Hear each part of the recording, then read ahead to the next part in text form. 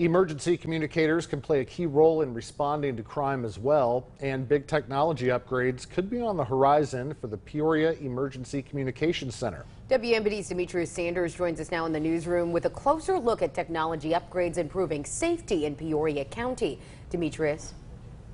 Well, Shelby, Mark, computer-aided dispatch and records management systems may not be the first thing you think of when it comes to your safety, but they are a major factor in getting first responders to your emergency. And funding to upgrade these systems in Peoria recently passed a House committee and is now headed to the full House and Senate.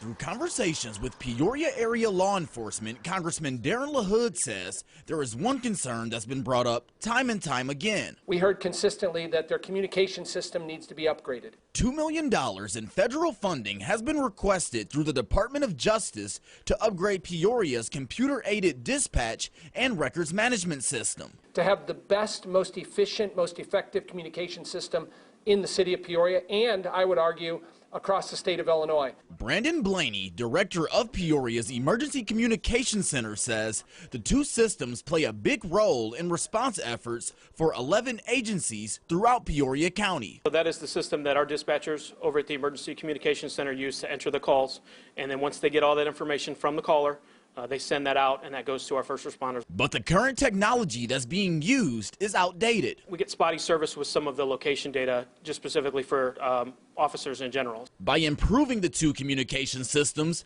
Blaney says it will make a big difference in directing first responders to an emergency as soon as possible. We'll be able to see this is where this call is. I have an officer a block and a half away, so I can get him there quicker than maybe the officer we would have normally sent.